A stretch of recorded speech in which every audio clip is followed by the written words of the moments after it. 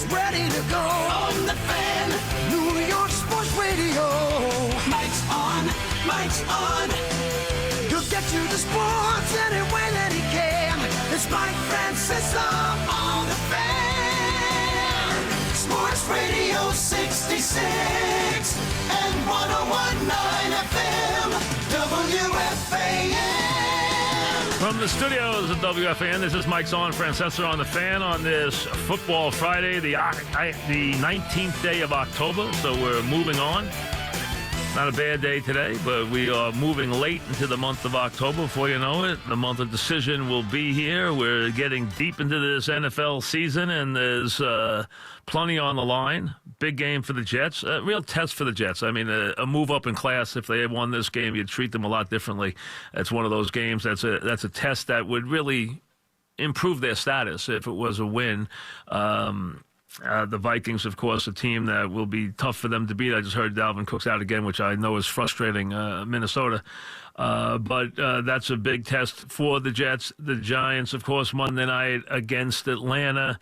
And as always, there's more Beckham. And you know what? Here's where I am with Beckham. Enough. I don't want to hear about him anymore. I don't want to hear. Go out there and play. I don't want to hear today's stupid story about Beckham, okay? About his likes, his dislikes, what he had for breakfast, where he's going this weekend, what movie he watched, okay? How he slept last night, what he tells the other players in the huddle. Here's what I want you to do. Be quiet and play football, okay?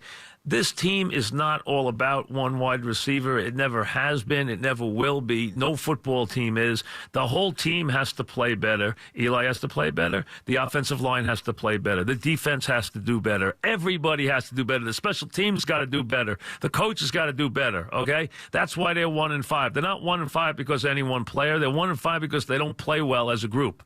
And they don't block, which is a bigger problem than any other problem they have, is their offensive line. They have other problems, but that's their main problem. And until they fix that, they'll continue to have problems.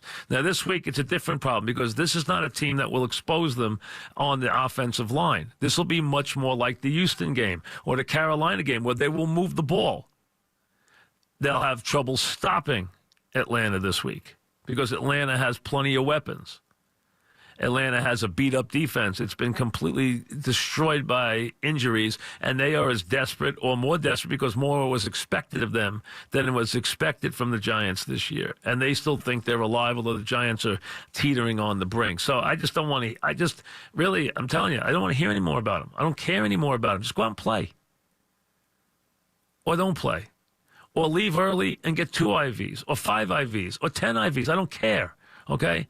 Or, drink water, don't drink water. Drink orange juice, drink soda, drink whatever the heck you want. Leave me alone. I'm so tired of hearing about this guy. It's ridiculous. My God, it's so much ado about nothing. It is ridiculous. Now I got to hear a story that's supposed to be a big story that he doesn't like water. Who the hell cares?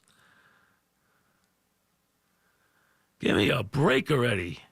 Find the end zone. Catch the ball. Jeez. I got breaking news. Odell doesn't like water. Enough. What he doesn't like is winning. How about doing some of that for a change? Explain to me where that's been all these years he's been here. Where's the winning been? Jeez. Let's talk about the Jets. They're more worthy of us discussing them right now. I'd rather discuss the Knicks and the Nets than discuss the Giants right now. Let the Giants go out and prove something, do something, before we even talk about them again. I've talked enough about the Giants. Let's talk about the Jets. You know what? They're at least having a season, and they're building something, and they're moving in the right direction, and their young players are trying to be cohesive, and their young quarterback is taking a step forward. And this week is one of those games where they get a chance to elevate their status if they can win a game that, frankly, we don't expect them to win. Minnesota's got better players. Doesn't mean Minnesota's going to beat them, but Minnesota's got better players. Now, they're not complete right now. They got their own issues. They haven't been the same on defense since the whole Griffin thing happened. They haven't had Dalvin Cook, which is driving them absolutely mad to the point where they're starting to whisper things about him not being on the field. Listen, I've never seen that kid not be tough. And he was the one guy out of that whole group of running backs that went out and played his bowl game and played his rear end off in the bowl game. And then heard people tell rumors about him at the draft, which knocked him down to about the 40th pick or wherever he got picked on the second round. And he was playing like the best back until he tore his knee up that year. Now he hasn't gotten back since, and now it's muscle pulls. It's not the knee, now it's hamstrings. But he's got to get himself healthy and on the field because he can't help his team, and you can't be good in this league if you don't play. That's a big part of it. One of the things you got to do is show up.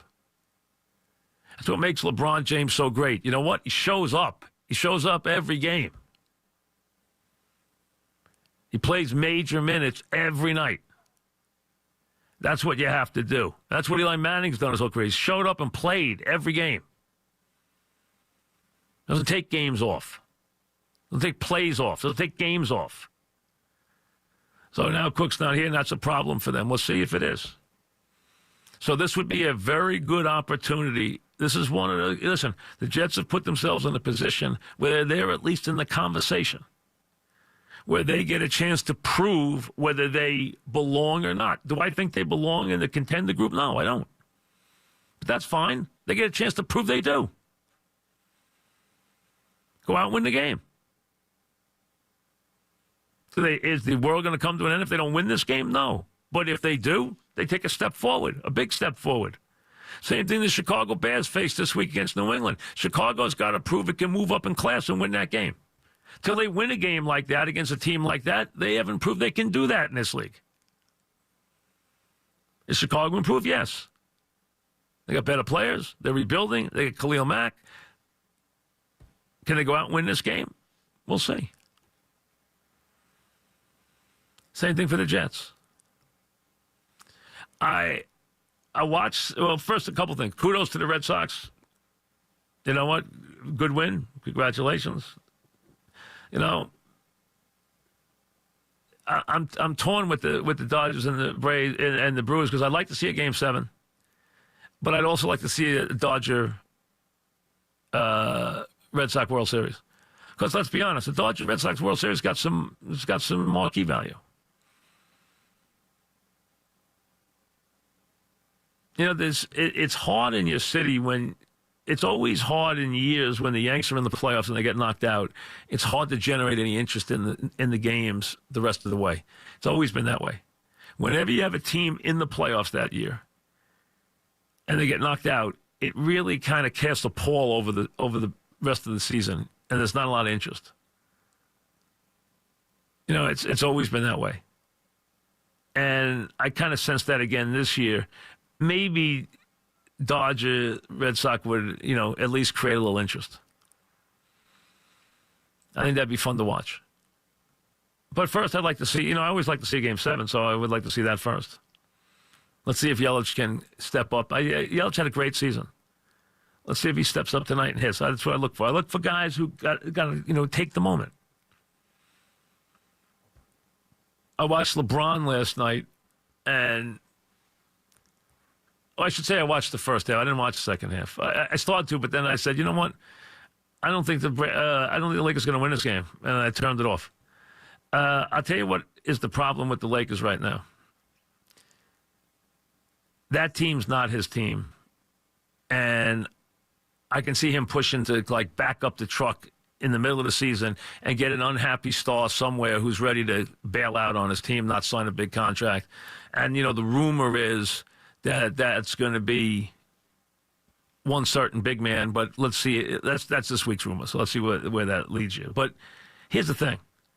If you have point guards on your team who aren't great shooters, it's crazy to think they are going to have a role with LeBron James. They are not, because LeBron James is not comfortable when he doesn't have the ball. He has to have the ball. And in the fourth quarter, he's always going to have the ball. So if you're going to tell me that, you know, Rondo's going to contribute a lot when he can't shoot, it's not going to happen.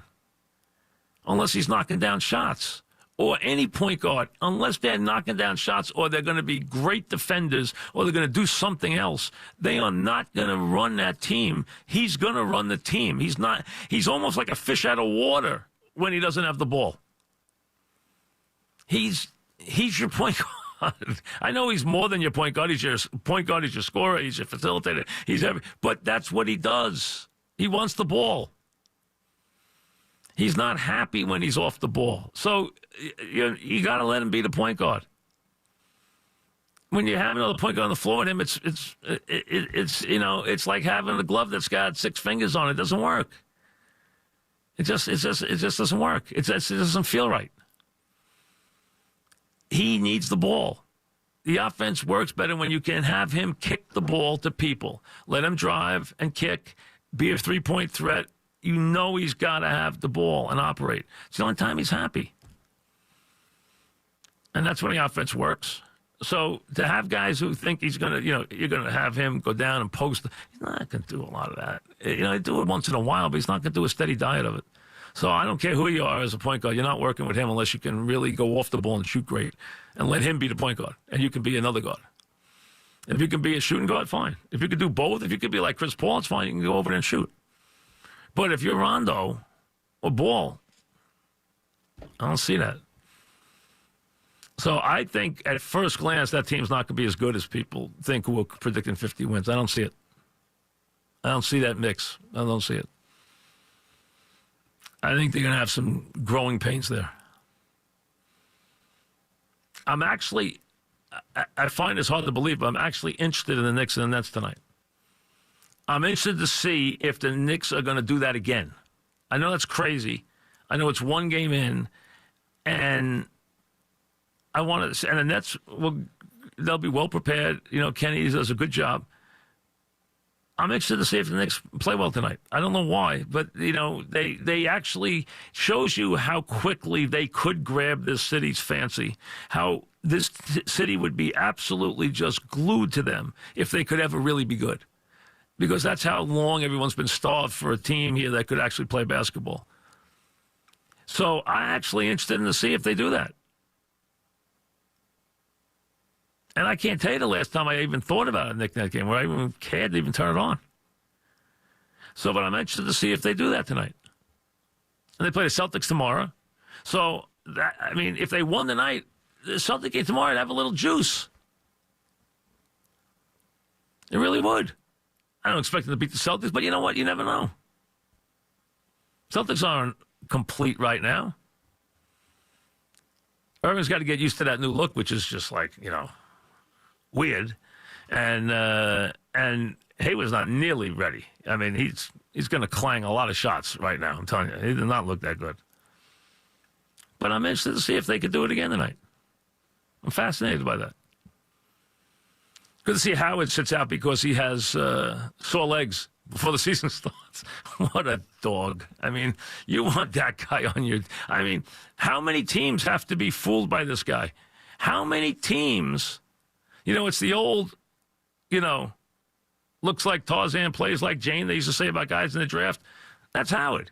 He looks good in a uniform. He's a bum. He doesn't play the first game because his legs are sore. The first game. Nice way to start your new way to join a team. Oh, my legs are sore. I'm not playing the first game. How many times you got to hear that stuff with this guy? I mean, give me a break. Some guys have like 30 lives in this league, in sports. It's amazing. They can pull this stuff from team to... This guy's pulled more antics on more teams. It's unbelievable. Amazing. Amazing. So we got all the NFL stuff. We'll get to that. College football's we'll do a little bit there, Gary. Listen, it's third week. If you know anything about college football, third week in October is Alabama, Tennessee, except Tennessee can't play. So I don't know how excited you get about Alabama, Tennessee, but they always play third week, And on off years, it often is second week or third week. It's often USC, Notre Dame, when it's not late in the season, It's either late in the season out there or in October in Notre Dame, but third week is always Alabama, Tennessee. and not anything there. Michigan State. Michigan has to. They whipped Wisconsin last week. They got to whip Michigan State tomorrow, and they're dangerous, Michigan State. And then they got to whip Penn State next week. Then they get 2 easy games, and then they get Ohio State. So is Michigan going to finally do it this year with a quarterback? We'll see. So you got that to deal with. So we'll get to dancing on that stuff. So we got a lot to do. We got a little baseball to get to. You got a game tonight in the National League, if that excites you. You got the Jets and the Giants. You got Beckham doesn't like water. Don't bring that up because I don't want to talk about it. But everything else is fair game, and we'll get it all rolling right after this.